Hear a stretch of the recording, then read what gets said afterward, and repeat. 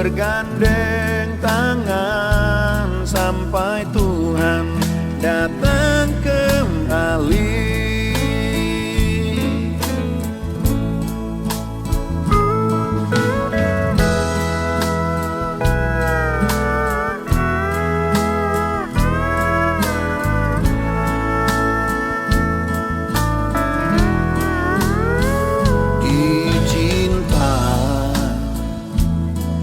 Membuat kita bahagia,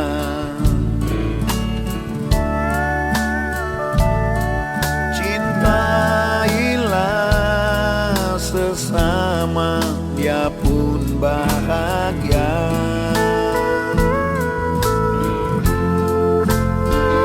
Bertambah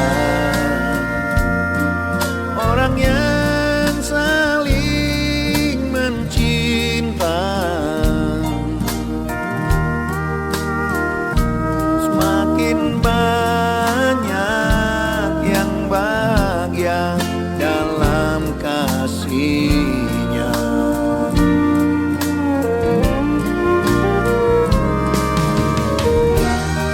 Mulailah dari rumah, memperagakan cinta, saling menyayang, saling mencinta, ciptakan sorga.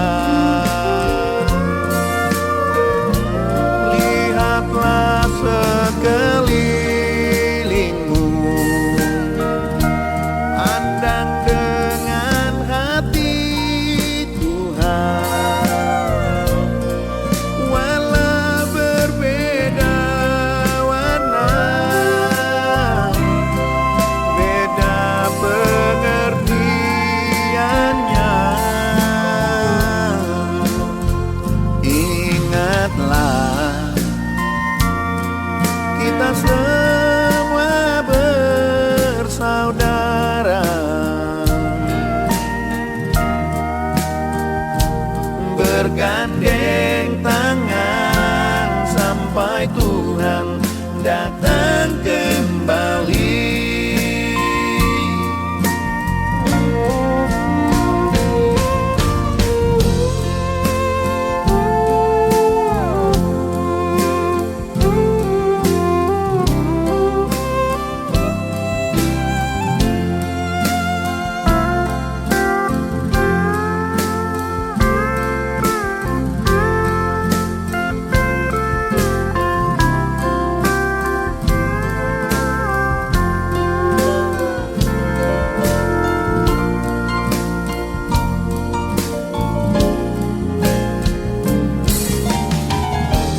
Mulailah dari rumah, memperagakan cinta,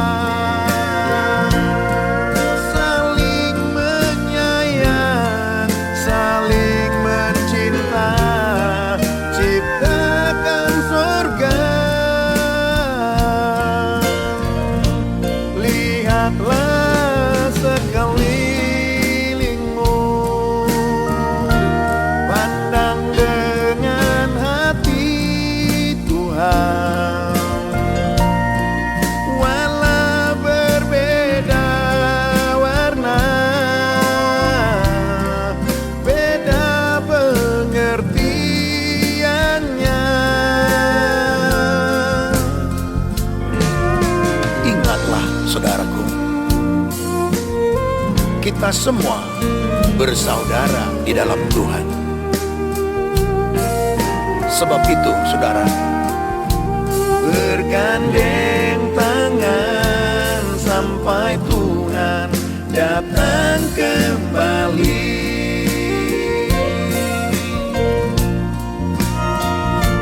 Bergandeng tangan sampai Tuhan datang kembali.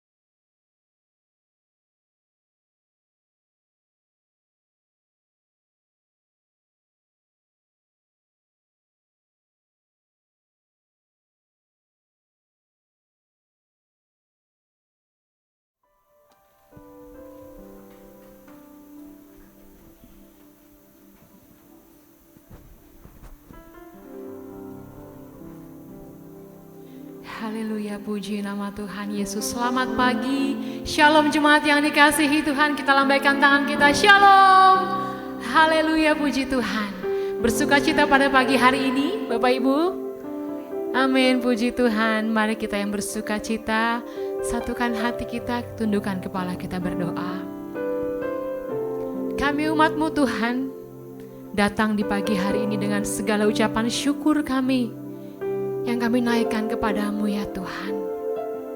Kami berterima kasih untuk penyertaan-Mu di sepanjang minggu ini.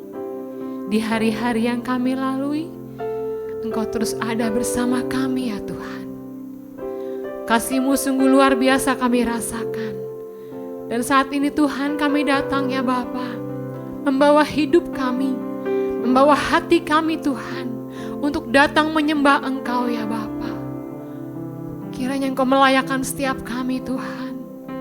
Kiranya Engkau mengampuni kesalahan dan dosa yang kami lakukan ya Bapa. Sehingga Tuhan kami layak menghadap tahta-Mu yang maha kudus. Dan biarlah setiap pujian penyembahan yang kami naikkan, itu semua boleh berkenan di hadapan-Mu. Terimalah ibadah ini Tuhan, yang kami persembahkan tulus untuk hormat kemuliaan nama-Mu. Dalam nama Tuhan Yesus kami buka ibadah ini. Haleluya. Amin. Jiwa kami merindukan Engkau Tuhan. Merindukan hadirat-Mu.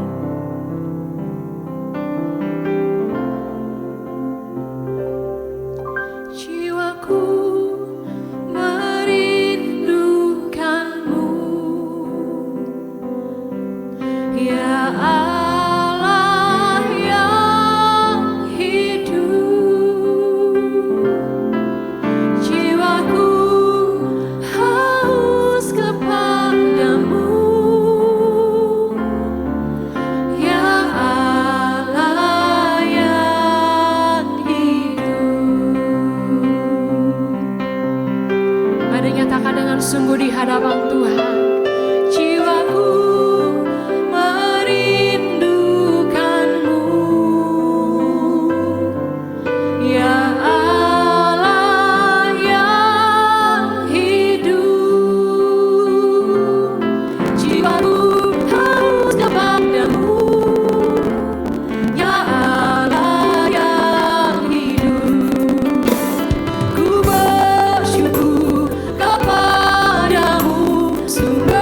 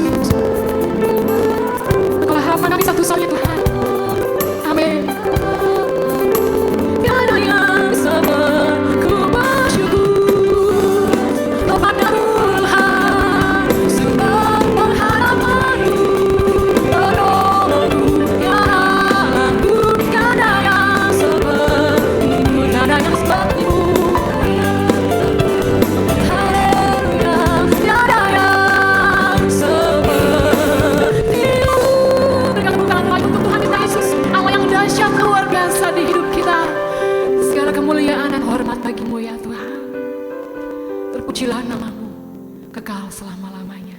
Haleluya, haleluya. Amin. Haleluya, puji nama Tuhan. Berikan salam kepada kanan kiri Bapak Ibu. Katakan, mari kita bersuka cita bersama di dalam Tuhan. Kita semua bersuka cita. Haleluya. Silakan duduk Bapak Ibu. Silakan duduk kembali. Nikmatilah hadirat Tuhan di pagi hari ini. Dan teruslah bersuka cita. Haleluya. Katakan, dia Allah yang sungguh dahsyat luar biasa. Glory bagi Yesus. Dari utara ke selatan, dari kembali Allah, dari barat sampai ke timur, dari sisa judi, dari pulau-pulau, lembah-lembah, gunung ini, kemuliaan dari sang kita, kebesaran di Tuhan, Yesus nama Yesus, nama Yesus di hidup ini, dari pulau-pulau, lembah-lembah, gunung-gunung, dari Allah berkuasa, Allah berkuasa, berkuasa, seluruh bumi sujud dan hormat, ini kamu, Allah berkuasa, berkuasa, seluruh bumi sujud dan hormat, ini kamu.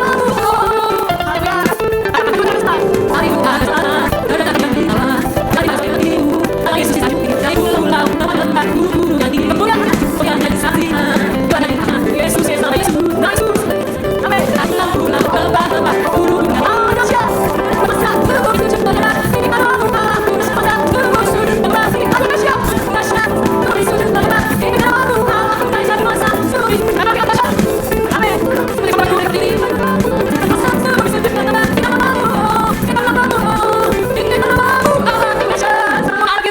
mari kita harus menolak Tuhan yang benar, amin. Kekal selamanya dan hidup selama-lamanya.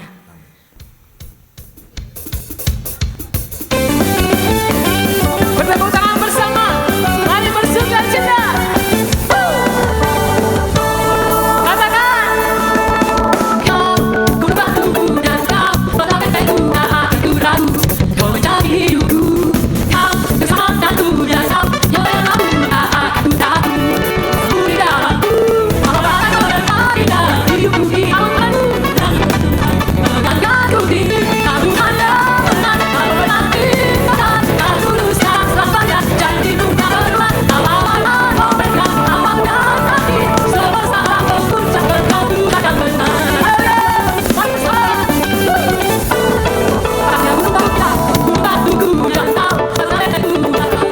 yang menjamin keselamatan hidup kita. Haleluya.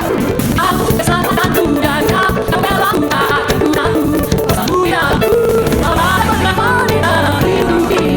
Dan aku kami kaya, kau Tuhan yang benar.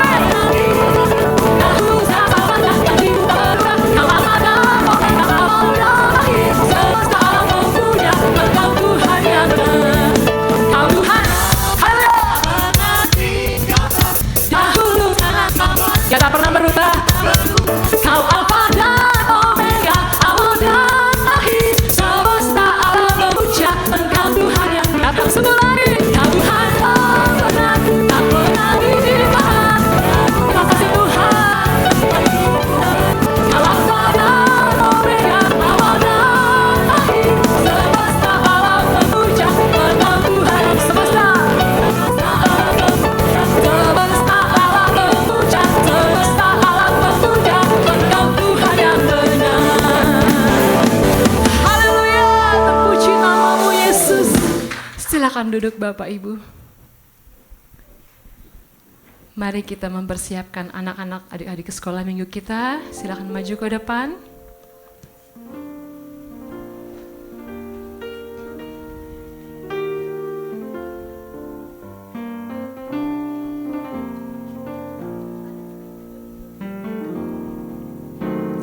Jesus loves me, this I know, for the Bible tells me so.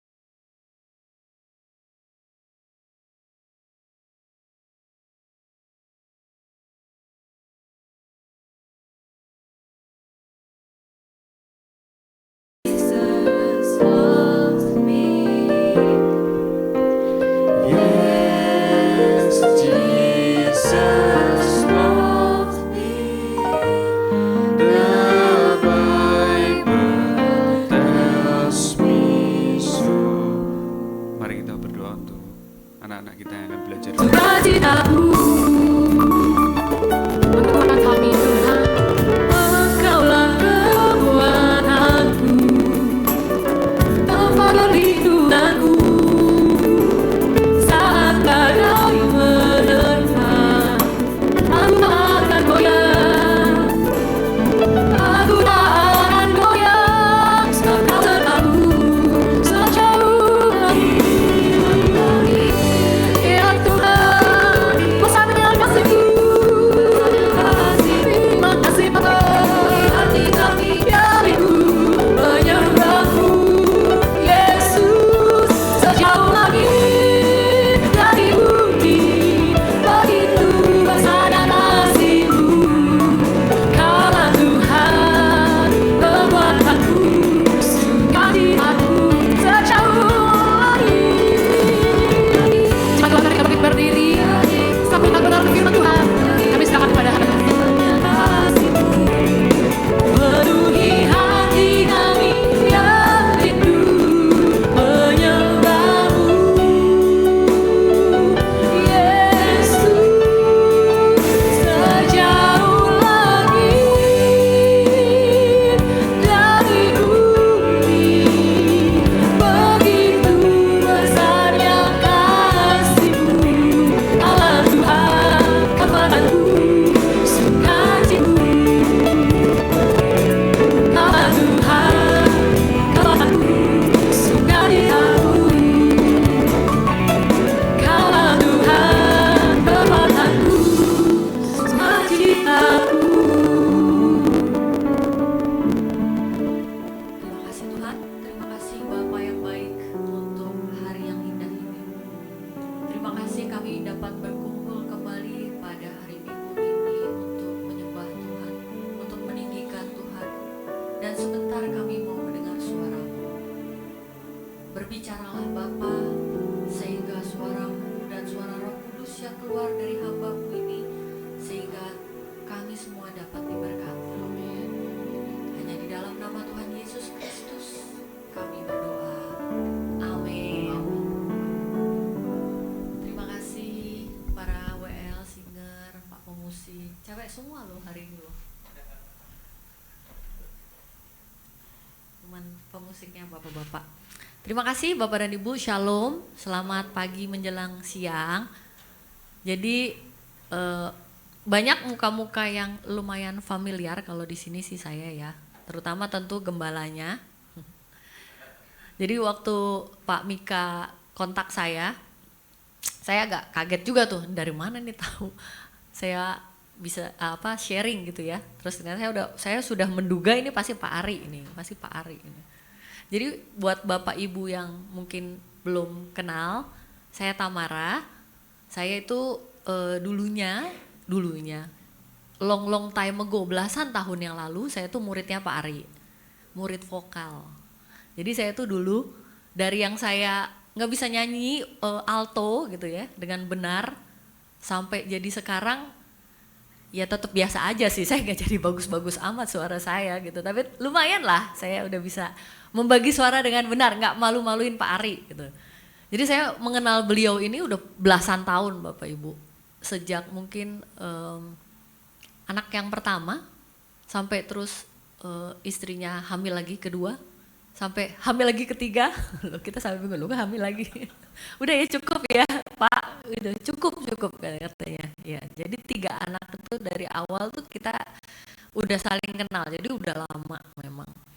Waktu pelayanan banyak sekali juga masa-masa kita bareng gitu ya. Sampai akhirnya Pak Ari dipercaya menjadi gembala di Igrea Serpong ini gitu. Jadi kita juga udah denger sih, saya sama suami udah denger sejak awal.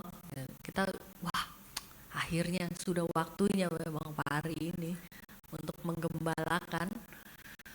Dan puji Tuhan saya senang, semoga Igrea Serpong bisa dilawat Tuhan dan diberkati menjadi berkat bagi banyak orang. Amin. Bapak dan Ibu sekalian, pagi menjelang siang ini ya, saya akan berbicara mengenai living out faith seperti sesuai dengan judul, atau dalam bahasa Indonesia mungkin menghidupi iman dalam kehidupan kita sehari-hari. Ini harusnya cukup basic ya, cukup dasar bagi kita sebagai orang Kristen, tapi saya merasa hari ini Tuhan menyuruh saya berbicara mengenai, balik lagi ke basic mengenai hal ini. Bagaimana iman Kristen itu dan bagaimana kita menghidupinya dalam kehidupan kita. Ya. Bapak dan Ibu, dalam Kamus Besar Bahasa Indonesia, iman adalah kepercayaan yang kuat dan teguh dalam hati terhadap ajaran agama atau sesuatu yang dipercaya. Ini KBBI. Kalau KBBI tentunya bukan menggunakan dasar Kristen. Pasti ada unsur agama lain dalam unsur KBBI. Makanya dia bilang itu adalah suatu kepercayaan itu terhadap ajaran agama. Beda kan kalau kita tidak berbicara tentang cuman sekedar ajaran agama. Kita ngomong langsung ke Tuhan. Seperti di Ibrani 11 ayat 1, iman atau bahasa Yunani adalah pistis, adalah dasar dari segala sesuatu yang kita harapkan dan bukti dari segala sesuatu yang tidak kita lihat. Itu ayat yang saya yakin semua kita sudah familiar, ya kan, sudah sering dengar. Dan saya mau samarikan dalam suatu bahasa yang lebih mudah kita dengar. Iman Kristen. Iman Kristen adalah kepercayaan mendalam kepada Tuhan. Full, tanpa syarat. Keyakinan pada hal-hal yang tidak terlihat. Tidak cuma di depan mata, tapi yang tidak terlihat, dan tindakan yang akan membawa seseorang kepada perubahan hidup dan keselamatan. Jadi iman Kristen ternyata tidak melulu cuma sekedar ajaran agama. Yang pertama pasti ke Tuhan, lalu kepada hal-hal yang tidak terlihat, dan yang ketiga adalah tindakan. Harus ada tindakannya dong. Kalau enggak kita cuma iman doang, ngomong tanpa ada tindakan. Lalu apa yang harus dilakukan seseorang jika seseorang dikatakan memiliki iman? Kita kan selalu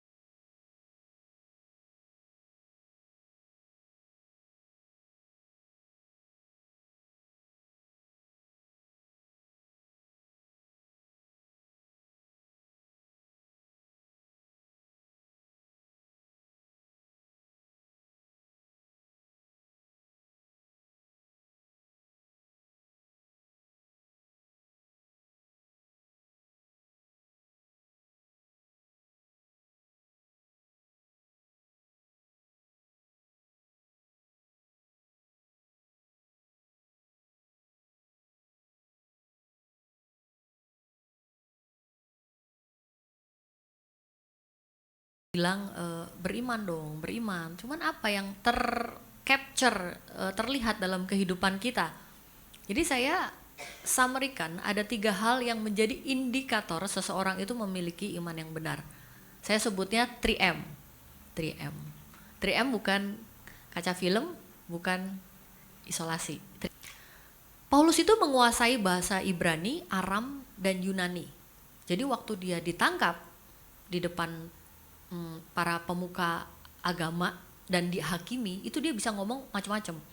Dia bisa ngomong sama orang Yunani, tiba-tiba bahasanya Yunani. Sama ngomong Aram dia bisa juga. Sementara kalau Petrus cuma ngomong Aram. Sama seperti sehari-hari waktu Tuhan Yesus ada, itu Tuhan Yesus juga ngomongnya Aram. Nah, Paulus ini tentunya tahu kitab Taurat. Tentunya kenal nama Yesus karena waktu itu famous, terkenal Yesus, nama Yesus ini sebagai seorang yang pemberontak, ya. Tentunya dia terkenal. Dan sebagai bagian dari tindakannya yang dia pikir dia tuh sedang membela agama Yahudi, dia sedang membela Taurat karena dia ahli Farisi, dia tangkeplah itu orang-orang pengikut Kristus. Menurut saya ini personal opinion. Menurut saya dia nggak membunuh sih. Dia pasti nggak membunuh. Karena dia orang intelektual. Dia bukan pembunuh yang langsung begitu. Enggak. Jadi dia pasti menangkap-nangkapi. Tapi ini orang pasti dibawa secara pengadilan untuk dihakimi. Tapi dia bertugas menangkap-nangkapi. Jadi dia nangkap orang nggak benar. Ini orang nggak benar. Ini saya lagi berdiri sini, saya ngomong tentang Yesus, toto Saulus waktu itu datang mungkin menangkap. Nah, karena yang dia tahu memang begitu. Kalau dibilang cuman kenal Tuhan Yesus, dia pasti kenal. Tapi kenal yang kita maksud tentunya bukan kenal itu. Kenal pribadinya Tuhan Yesus. Itu sebabnya waktu Saulus datang dalam rangka menangkapi murid Yesus di tengah jalan, Tuhan Yesus datang sendiri, ya kan? Saulus dibikin buta 3 hari dan proses pengenalan akan Tuhan Yesusnya dimulai di situ. Ini agak spektakuler kalau cerita tentang Saulus ya, dengan pengenalannya terhadap Tuhan Yesus spektakuler yang kita mungkin nggak akan sampai ke situ lah. Kita mah ya jarang sekali ya sekarang ada yang didatangi langsung dengan Tuhan Yesus lalu dikenalkan secara pribadi, itu jarang. Makanya proses pengenalan kita biasanya kalau saya nih contohnya, karena saya dari lahir Kristen, saya tentunya pengenalan Tuhan Yesus dimulai sejak saya kecil sama orang tua saya, sama mama saya, sama papa saya. Begitu juga beberapa orang. Beda lagi misalnya dengan suami saya, suami saya kenal Tuhan Yesus setelah dewasa. Jadi proses masing-masing kita untuk mengenal Tuhan Yesus beda. Tapi yang saya maksud adalah pengenalan yang serius, pengenalan yang benar-benar, bukan sekedar tahu nama Tuhan Yesus. Ya, yang pertama itu.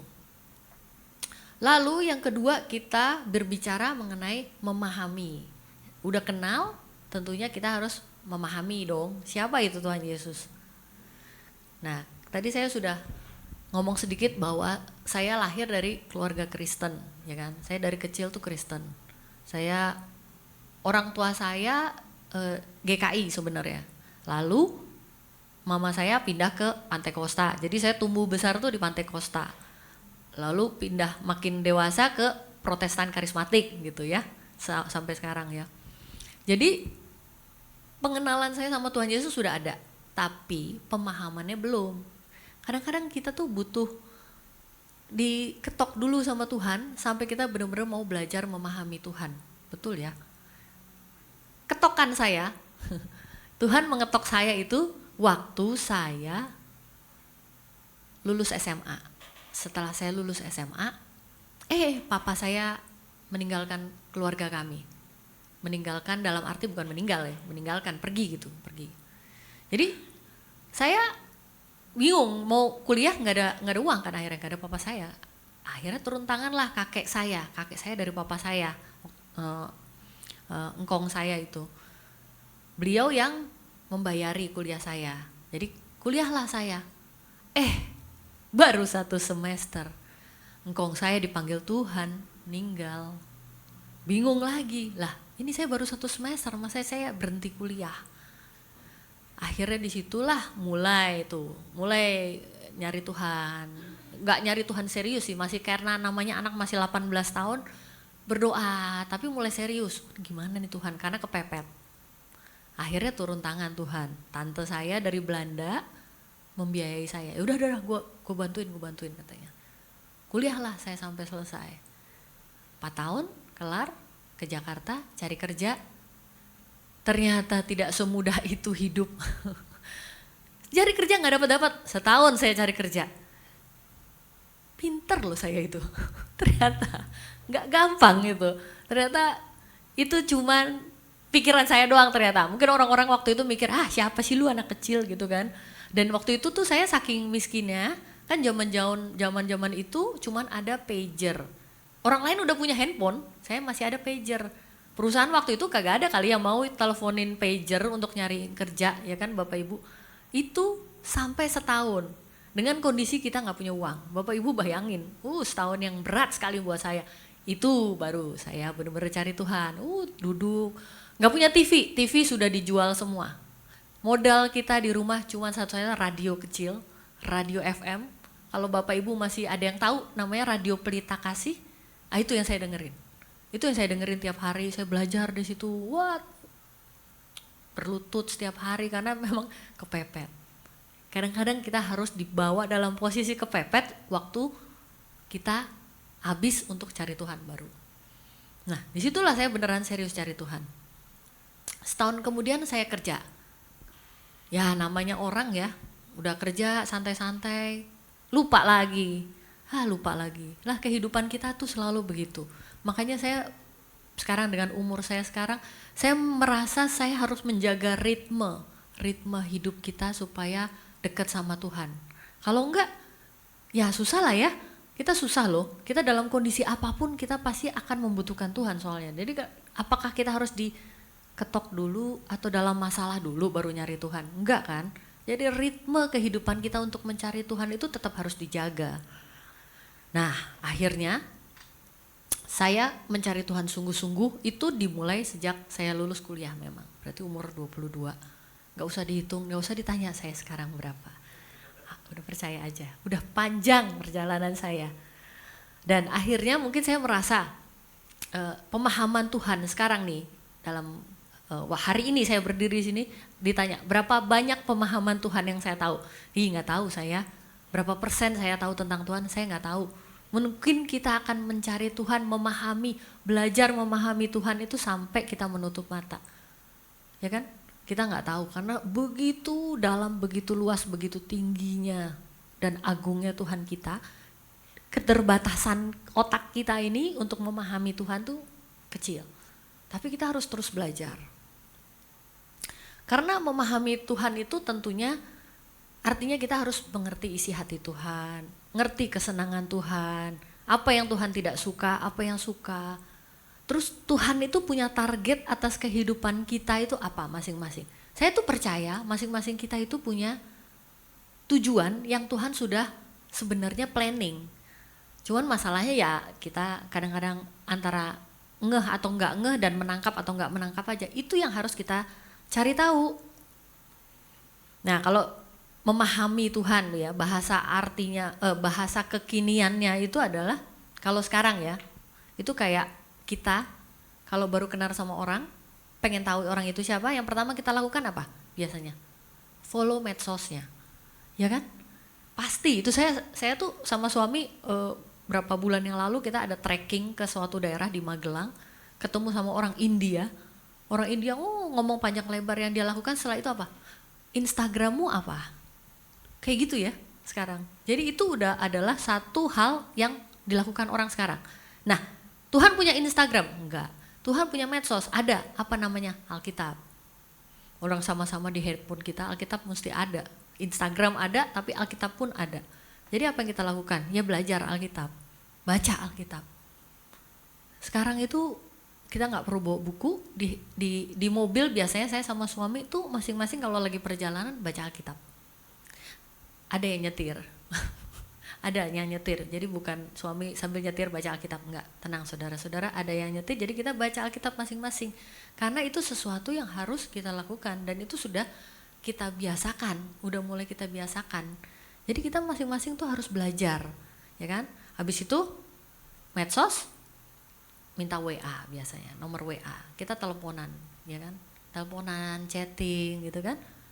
Kita sama Tuhan, ya doa, penyembahan, itu mah nggak bisa diganggu gugat. Itu udah salah satu rules yang harus kita lakukan kalau kita mau mengenal Tuhan. Bisa nggak kita kita terus skip bagian doanya? Enggak. Doa itu adalah komunikasi dua arah ya, komunikasi dua arah. Bapak Ibu kan tahu bahwa bahasa komunikasi itu dilakukan dua arah, bukan satu arah. Kalau satu arah namanya dengar khotbah seperti ini. Kalau komunikasi dengan Tuhan artinya kita ngomong, Tuhan ngomong. Bukan kita doang yang ngomong, Tuhannya kita nggak dengar Tuhan ngomong apa-apa. Komunikasi. Sampai titik kita tahu Tuhan ngomong apa. Melalui berbagai media, nggak cuma tiba-tiba ada suara mendengung, eko gitu, enggak. Tapi berbagai media kita akan belajar untuk mendengar dan mengerti suara Tuhan. Jadi itu cuman menurut saya cuman dua hal itu loh untuk memahami Tuhan. Kayaknya simple, tapi waktu dijalanin setengah mati. Apalagi bagi kita yang dari pagi sampai merem lagi itu kegiatannya banyak sekali ya kan. Kita harus kerja, kita harus jalan dari rumah sampai kantor balik lagi ke kita, itu udah berapa jam. Jadi banyak yang harus kita lakukan setiap hari, namun tentu saja kita tentunya diberi Tuhan hikmat untuk kapanpun kita tetap bisa mencari Tuhan, dimanapun dalam situasi apapun. Daripada kita scrolling TikTok waktu malam, which saya sering banget dengerin anak-anak sekarang kalau mau tidur itu scrolling TikTok semuanya. Dan lihat video-video, cobalah potong waktu scrolling TikTok kita untuk duduk belajar, mendengarkan suara Tuhan. Nah, setelah kita memahami Tuhan, kita sekarang bagiannya adalah menuruti Tuhan. Bapak dan Ibu, ini memahami dan menuruti bukan merupakan suatu urutan kronologis ya. Bukan maksudnya gini, harus memahami 100% dulu baru kita bisa menuruti Tuhan, enggak. Memahami Tuhan diikuti dengan menuruti itu bisa barengan. Kita ngerti Tuhan, tapi kita harus nurut juga begitu. Kita ngerti itu kita harus nurut. Kan pengertian kita 10% pun kita udah tahu kok Tuhan sebenarnya maunya apa. Dalam etika-etika di dunia ini, udah pasti, etika bisnis lah contohnya, itu tidak mungkin bertentangan dengan etika Tuhan. Kalau etika bisnis, etika dalam kehidupan manusia, etika sosial aja kita salah, kita nggak bisa nurutin, apalagi etika Tuhan. Contohnya ya, contoh ini simpel lah ya. Kita nggak korupsi, kita nggak ngambil apapun yang bukan hak kita, itu kan udah, itu dalam etika bisnis, etika sosial juga kita melakukan. Tapi tentunya itu juga termasuk dalam etika Tuhan, menuruti Tuhan. Menuruti Tuhan itu tuh masa-masa ujian praktek dalam kehidupan kita. Kalau saya bilang, kita dari tadi belajar, ya kan? Kita belajar secara tertulis, buku segala macam. Sekarang waktunya ujian praktek dalam menuruti Tuhan dalam kehidupan kita. Contohnya lagi, sehari-hari ya, saya tuh kerja, Bapak dan Ibu, saya tuh kerja seorang karyawan yang kebetulan memiliki kapasitas untuk pengambilan keputusan. Kapasitas saya dalam pekerjaan, saya bisa posisinya mengambil keputusan. Nah, kemarin itu, nggak kemarin sih, beberapa bulan yang lalu atau tahun lalu ya saya lupa. Kita tuh lagi meeting, dan saya baru nemu ternyata di kantor saya sebelumnya yang lama itu terjadi praktek pembayaran BPJS yang nggak full, BPJS kesehatan atau tenaga kerjaan nggak full. Misalnya gini, kita punya karyawan 100, yang dibayar cuma 70, yang 30 nggak dilaporkan. Nah itu saya udah terganggu tuh, udah mental saya udah kena. Jadi saya ngomong di meeting itu, balik lagi karena saya merupakan salah satu orang yang bisa mengambil keputusan dan saya punya suara, saya ngomong di meeting, jangan, saya nggak setuju nih, saya nggak mau tanda tangan kalau memang ini diteruskan, beresin aja. Akhirnya diputuskan, ya udah, akhirnya semua sepakat, 100 dilaporkan, 100 dibayar. Itu tuh praktek yang saya percaya terjadi banyak sekali di perusahaan. Saya yakin Bapak Ibu yang kerja itu tahu sekali banyak praktek-praktek begitu yang terjadi, dan itu dianggap suatu hal yang normal, lazim. Kita belum ngomongin pajak ya, udah jelas-jelas, karena selalu orang ngomongnya gini, ya pajak kalau kita bayar beneran, tahu siapa yang make, tahu siapa yang korupsi, kan selalu begitu ya. Cuman kita sebagai anak Tuhan kan punya bagian, tetap kita harus mengerjakan bagian kita. Urusannya di sana nanti dikorupsi, urusannya nanti diapain, itu udah bukan bagian kita. Bagian kita sebagai anak Tuhan adalah melakukan yang Tuhan mau, bayar pajak bener, ngitung bener. Itu contoh di kantor kita. Tapi tentu saja hidup tidak seindah sinetron. Kadang-kadang kita punya opini, kecuali kita yang punya perusahaan ya, kita punya opini pasti dimentahkan sama orang lain. Ada satu kali juga waktu, mungkin 6 bulan yang lalu ya, 6-7 bulan yang lalu. Ada satu situasi di kantor saya di mana ternyata ada satu keputusan yang diambil dari level tertinggi yang membahayakan perusahaan. Dan saya ngomong di situ. Nih teman-teman saya yang lain juga agak ini ya, agak ngejorokin saya gitu, jadi jubir. Jadi saya meeting, saya ngomong. Begitu saya ngomong, meledak itu si bapak. Saya langsung dimaki-maki, di tempat langsung dibully. Dalam beberapa bulan, singkat cerita, saya harus dipaksa keluar dari perusahaan. Stres, ya stres lah ya, normal ya, kita stres ya, karena belum punya pekerjaan, saya dipaksa harus keluar. Tapi saya tahu, saya melakukan hal yang benar. Saya menuruti Tuhan. Jadi saya stres itu tuh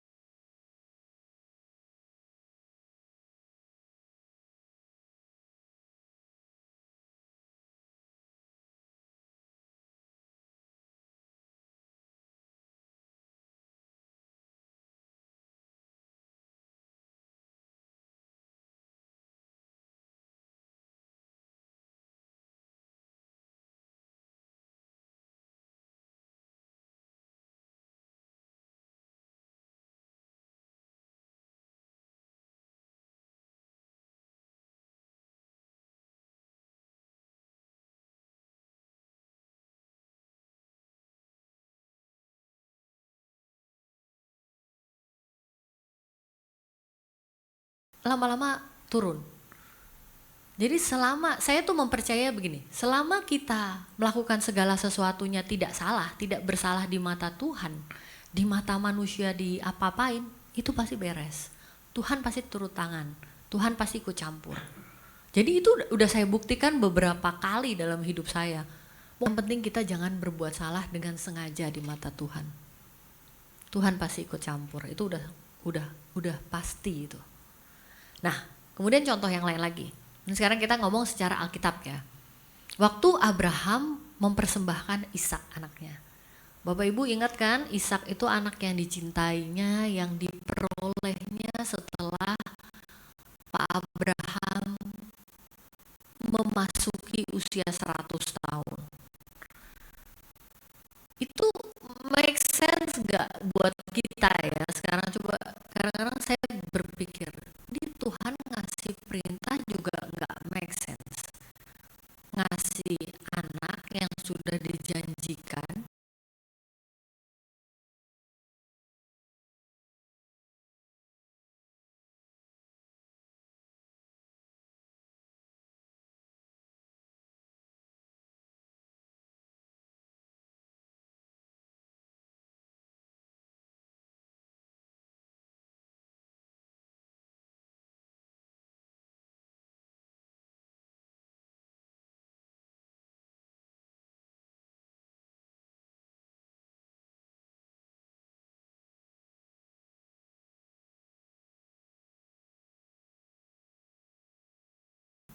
umurnya udah 100 tahun, terus anaknya diminta untuk dibunuh dan dipersembahkan ke Tuhan.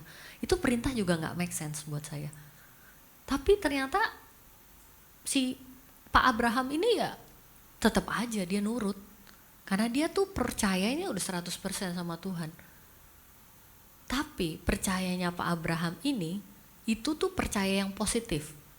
Kalau bahasa anak sekarang tidak netting, negative thinking. Pak Abraham itu tidak punya negative thinking sedikit pun ke Tuhan. Jadi dia percaya perintah ini pasti akan disertai dengan pertolongan Tuhan. Jadi apa yang membuat saya berpikir juga Pak Abraham ini orangnya positive thinking. Kita buka coba Kejadian 22 ayat 5 sampai 8. Kejadian 22 ayat ke-5 sampai 8. Sambil saya bacakan. Oke. Kata Abraham kepada kedua bujangnya itu, "Tinggallah kamu di sini dengan keledai ini. Aku beserta anak ini akan pergi ke sana. Kami akan sembahyang, sesudah itu kami kembali kepadamu." Lalu Abraham mengambil kayu untuk korban bakaran itu dan memikulkannya ke atas bahu Ishak, anaknya, sedang di tangannya dibawanya api dan pisau. Demikianlah keduanya berjalan bersama-sama. Balik lagi. Nah, ini. Lalu berkatalah Ishak kepada Abraham, ayahnya, "Bapa," sahut Abraham. "Ya anakku," bertanyalah ia. "Di sini sudah ada api dan kayu, tetapi di manakah anak domba untuk korban bakaran itu?" Sahut Abraham, "Allah yang akan menyediakan anak domba untuk korban bakaran baginya, anakku." Demikianlah keduanya berjalan bersama-sama. Bapak Ibu lihat nggak yang ayat terakhir itu disebutkan? Waktu Bapak Abraham menjawab anaknya, Allah akan menyediakan anak domba. Jadi di situ Bapak Abraham itu udah yakin pasti nggak ada apa-apa sama Ishak, nggak terjadi apa-apa sama Ishak. Walaupun ini mungkin ini ekstrim ya, kalau saya pikir ya nanti misalnya sampai dibunuh pun pasti Tuhan sanggup membangkitkannya lah gitu loh. Karena dia langsung ngomong sama anaknya, pasti Tuhan akan menyediakan anak domba. Itu yang pertama. Yang kedua, di pasal yang ke-5, Pak Abraham bilang kepada kedua bujangnya, "Tinggallah di sini, aku beserta anak ini akan pergi ke sana, kami akan sembahyang, sesudah itu kami akan kembali kepadamu." Kami, dia bilang, bukan saya. Balik lagi, Abraham udah yakin banget pasti Tuhan akan memberikan yang terbaik buat dia dan anaknya. Jadi kalau dengan dua hal ini aja Bapak Abraham yang katanya adalah bapak orang beriman itu punya segitu positifnya, jadi janganlah kita punya prasangka sama Tuhan. Kalau memang kita mendapat perintah atau sesuatu hal terjadi sama kita dan kita merasa ini endingnya kayaknya nggak bagus, percaya aja sama Tuhan. Seperti Bapak Abraham yang begitu positive thinkingnya sampai dia yakin kami akan kembali. Allah akan menyediakan anak domba, kita pun harus memiliki iman yang seperti itu. Yang penting nurut aja, Tuhan akan beresin gitu. Sebenarnya banyak hal-hal lainnya yang kita bisa contoh dalam menuruti keinginan dan kehendak Tuhan yang harus kita pelajari. Tapi tentunya kita harus belajar mengerti masing-masing kita. Apa sih yang Tuhan mau dari hidup kita masing-masing gitu ya. Contoh dari orang kaya nih misalnya, nggak usah orang kaya deh. Orang janda yang miskin. Janda yang miskin yang memberikan semua hartanya bagi Tuhan itu adalah menunjukkan ketaatannya. Kadang-kadang kalau orang-orang kaya itu kan ngasih duit ke gereja itu mungkin nggak seberapa dibanding apa yang dia miliki. Tapi kalau ada orang yang kaya raya mau turun ke dalam suatu hal pelayanan yang memang Tuhan suruh, itu baru luar biasa, ya nggak sih? Jadi Tuhan itu mau penurutannya yang kita lakukan itu bukan melulu pada harta, benda atau apapun. Tapi Tuhan mau apa yang paling berharga buat kita, yang Tuhan mau itu diberikan kepada Tuhan. Penurutan kita kepada Tuhan itu harus total. Sehingga yang berharga pun yang kita masih genggam, kita bisa berikan kepada Tuhan. Bapak dan Ibu sekalian, kita tahu ya, dunia ini kita sekarang ini memang sedang tidak baik-baik saja ya. Mungkin Bapak Ibu tahu kondisi sekarang, bahkan ini India sama Pakistan udah bom nuklir, nggak baik-baik saja loh tuh Bapak Ibu.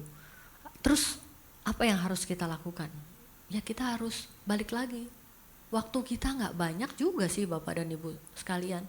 Selama kita masih bisa hidup di dunia ini, mungkin sebaiknya dan sepatutnya penurutan kita kepada kehendak Tuhan dan keinginan Tuhan nggak kita tahan-tahan lagi.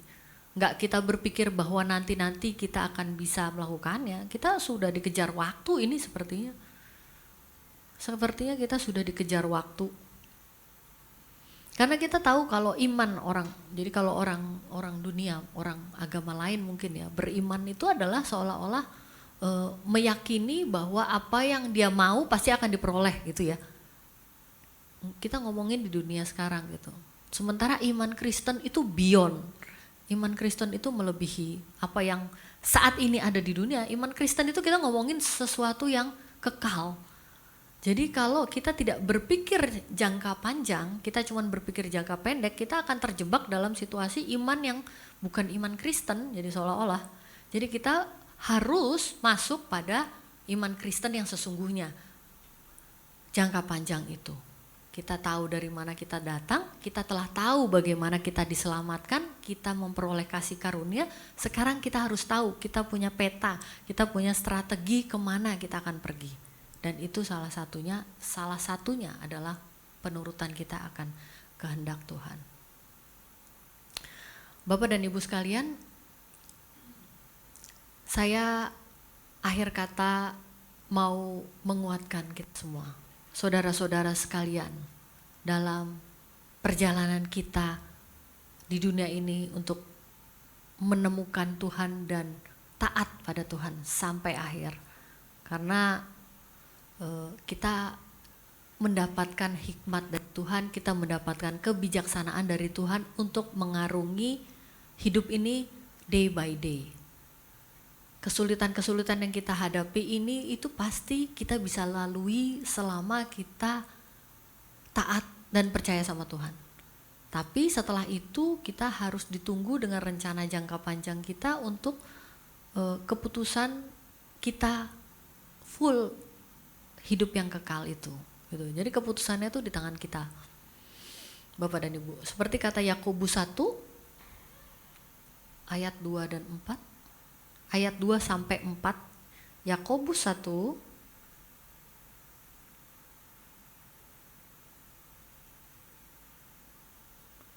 Saudara-saudaraku, anggaplah sebagai suatu kebahagiaan apabila kamu jatuh ke dalam berbagai-bagai pencobaan.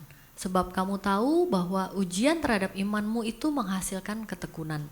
Dan biarkanlah ketekunan itu memperoleh buah yang matang, supaya kamu menjadi sempurna dan utuh dan tidak kekurangan suatu apapun.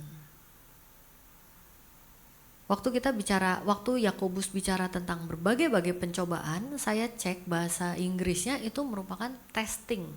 Jadi ngetes.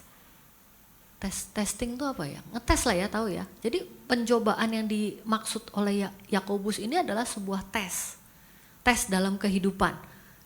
Nah, masuknya makanya dia bilang ujian terhadap imanmu itu menghasilkan ketekunan. Dan ketekunan itu akan memperoleh buah yang matang. Buah yang matang itu adalah genuine deed. Genuine deed itu adalah sebuah tindakan. Jadi kalau kita tekun, kita akan memperoleh tindakan yang akan kita lakukan itu juga merupakan tindakan yang benar.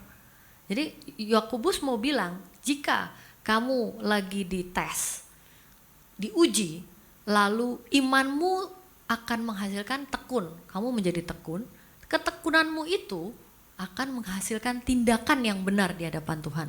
Supaya kamu menjadi sempurna. Sempurna secara karakter, utuh, dan tidak kekurangan suatu apapun sampai suatu saat Tuhan memanggil kita kembali. Gitu Bapak dan Ibu sekalian. Amin. Kita tutup dalam doa untuk firman pada siang hari ini, Bapak dan Ibu. Mari kita berdoa. Bapak, terima kasih untuk kesempatan siang hari ini kami berkumpul, kami saling sharing dan belajar tentang firman Tuhan. Ajarkan kami tetap mengingat apa yang kami dengar, apapun firman yang kami tangkap, supaya kami bisa melakukannya dalam kehidupan kami sehari-hari. Jangan biarkan kami berjalan sendirian Tuhan. Kami percaya tangan Tuhan akan tetap menopang kami. Karena kami tidak sanggup Tuhan, tapi kami mau setia. Kami mau tekun belajar, supaya pada akhirnya Tuhan disenangkan dan kami akan kembali kepada Bapa dengan sempurna, sesuai dengan yang Tuhan mau. Terima kasih Tuhan memberkati tempat ini dan ibadah yang acara yang akan diteruskan dalam pimpinan dan penyertaan Tuhan. Dalam nama Tuhan Yesus Kristus, amin.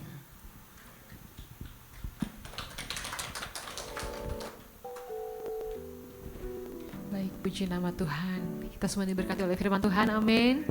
Amin. Kita siapkan persembahan kita. Mari kita berdoa.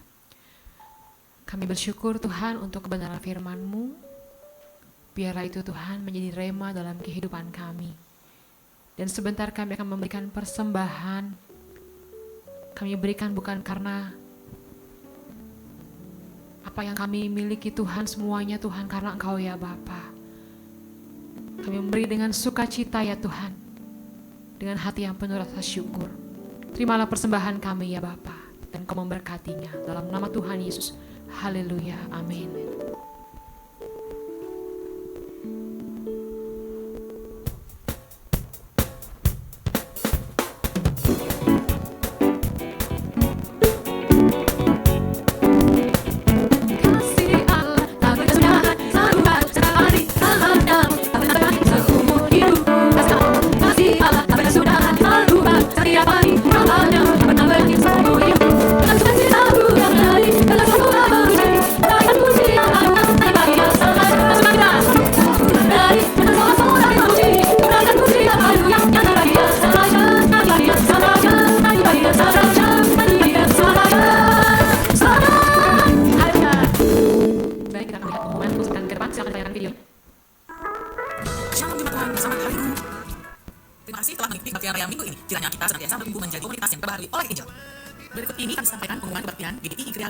Minggu 18 Mei 2025. Ibadah akan dimulai pada pukul 10.30 waktu Indonesia Barat. Firman Tuhan akan dilayani oleh pastor kita, Bapak Pendeta Judi Kasih Halomo, dengan tema Glorifying God. Mari ajak keluarga kita untuk berarti dalam ibadah ini. Dalam setiap kebaktian raya juga disertai dengan kebaktian IGREX. Kak Melani, Kak Arya, Kak Wina, Kak Yohana, dan Kak Kristi akan melayani anak kita dalam setiap kebaktian sekolah minggu. IGREX diberi gabungan tiap wilayah, IGREX Serpong, IGREX THB, dan IGREX Kalagadi akan diadakan pada hari Kamis tanggal 29 Mei 2005 bertempat di Taman Bukit Alam Resort. Mari segera daftarkan keluarga kita untuk bersama-sama mengikuti acara tersebut melalui Bapak Mikael Tambunan atau bisa juga melalui Pastor Mike Friends.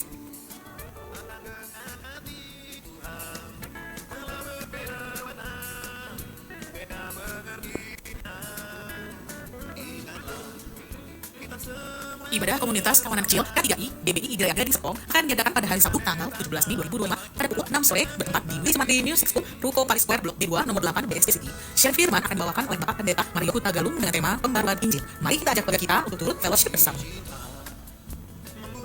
Berikut adalah nomor admin sekretariat BBI Gereja Gading Serpong. Bagi Bapak, Ibu, Saudara yang membutuhkan pelayanan dari kami seperti baptisan air, penyerahan anak, konseling, dakomnya, dan lain-lain dapat menghubungi Bapak Mikael Tambunan di nomor tersebut. Terima kasih untuk persembahan yang sudah Bapak, Ibu, Saudara berikan untuk mendukung kegiatan pelayanan di tempat ini. Bagi Bapak, Ibu, Saudara yang ingin memberikan persembahan dengan cara transfer, bisa melakukan transfer ke rekening BCA dengan nomor 534-524-3205 atas nama GBI Gereja Gading Serpong. Atau bisa juga dengan scan QRIS terlampir dalam pengumuman, ataupun scan QRIS yang disediakan di meja di depan pintu sebelum Bapak, Ibu, Saudara masuk ruangan ibadah ini. Jangan lupa follow, like, share, dan komen sosial media GBI Gereja Gading Serpong, baik di Instagram, Facebook, dan juga YouTube. Demikian pengumuman di minggu ini. Terima kasih atas perhatian Bapak, Ibu, Saudara sekalian. Mari senantiasa memaknai kerelaan Kristus untuk menyelamatkan kita dengan pembaharuan hidup yang berpusat kepadanya. Tuhan Yesus memberkati. Baik Bapak Ibu, sebelum kita mengakhiri ibadah kita, kami mengucapkan terima kasih kepada Ibu Tamara, seluruh jemaat Tuhan yang hadir pada hari ini mendengarkan kebenaran firman Tuhan dari Ibu Tamara. Kami ucapkan terima kasih kehadirannya di tempat ini membagikan firman. Terima kasih suaminya, Bang Ruli, lain kali Bang Ruli yang seperti di sini membagikan gimana kesaksiannya dulu di agama seberang. Ya, saya sudah dengar. Ya, nanti harus berdiri di sini memberkati kita semua. Ada juga Cinovi ini orang Gajah Mada. Ya, Rehoboth Gajah Mada, terima kasih sudah datang sini bersama dengan suami. Kalau Tamara tadi bilang sudah puluhan tahun yang kita sudah kenal, Cinovi juga sama.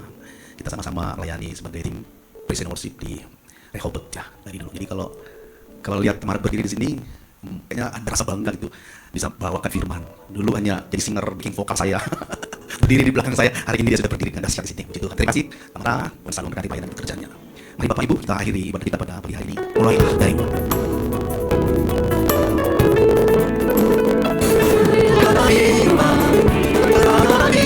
saling menembus hijau, ciptakan sopa.